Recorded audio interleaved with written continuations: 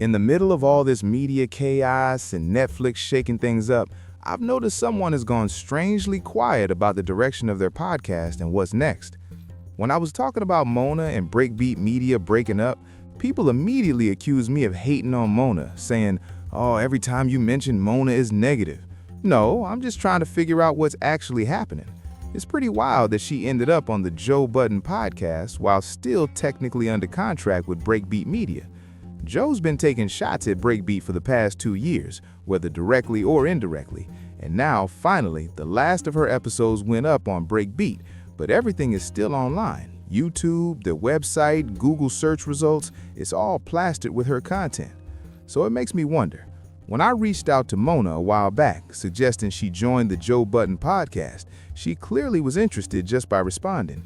But now, with no movement, it makes me question why she was left off the JBN commercial, especially since she promoted all the shows and made a huge deal about it.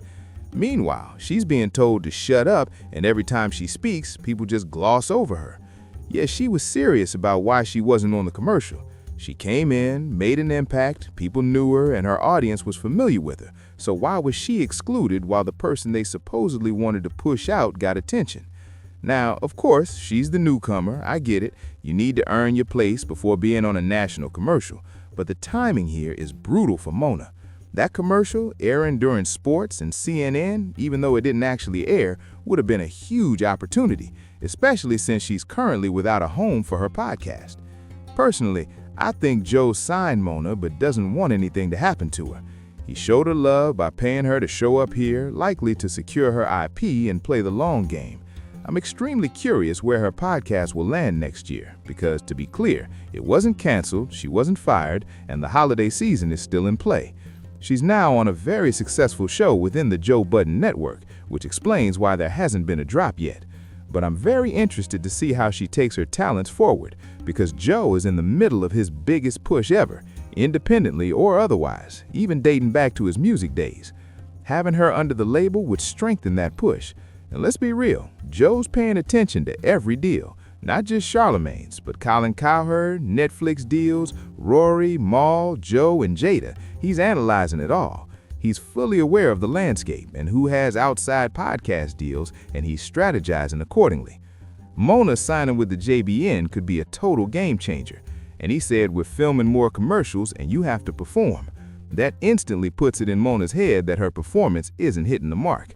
Plus, he put the other shows on the commercial for a reason.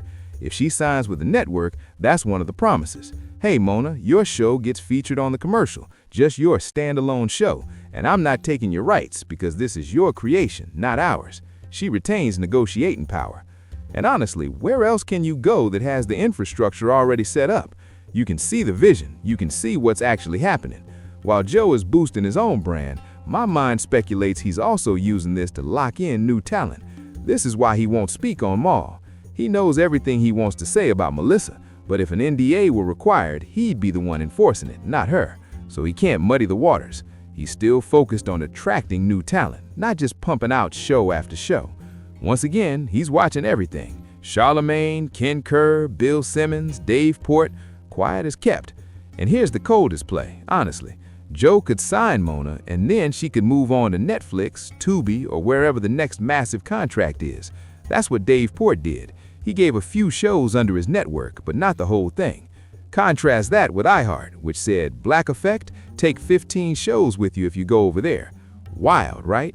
Can we see if this plan actually works before just sending everything over there?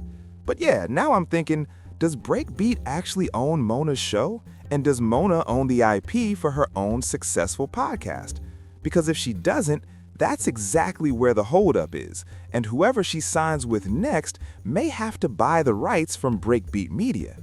Even if Breakbeat said, "Keep every show we recorded here and go free of charge," I'd still be like, bet, because at the end of the day, I'm the content, I built it. That's how we need to be looking at podcasts, especially in today's market. They can live in the past, but we're building bigger and better, baby. Unless she's trying to lock in a deal, this is prime time to sign either with Joe because of what he's doing with his infrastructure and Ascent, or independently with someone else while the money's flowing. Netflix is pushing hard to enter the space YouTube dominates, and YouTube will notice, likely incentivizing big names to sign major deals. I remember YouTube even dropped that $300K deal to bring a podcast over. Netflix is stepping up with the big bag, and eventually one of these deals will let those numbers breathe. Charlemagne's deal is the only one with a confirmed number, but that's a story for another day. Since Netflix and YouTube are competing, this could spark other companies to jump in with bigger offers. Right now is prime time for Mona to sign elsewhere. But again, I'm speaking speculatively. If any of you watch her later episodes before her break and catch hints about where she's headed, drop it in the comments. I'm not afraid to be wrong, I just want clarity.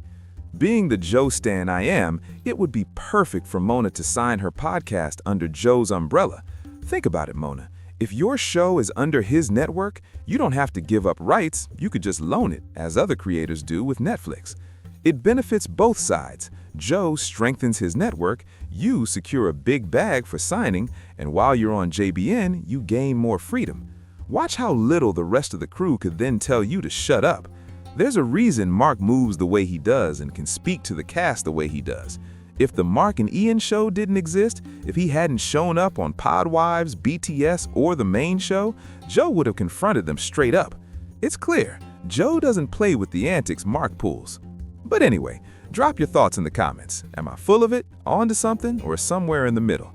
Like the video if you're feeling it. Subscribe if you haven't already. I kept this one salacious. I'm not even promoting the details here because I know it would blow up on YouTube, but I ain't doing my dog like that. Check Patreon for the full context if you want the full tea. I'll catch y'all later. Peace.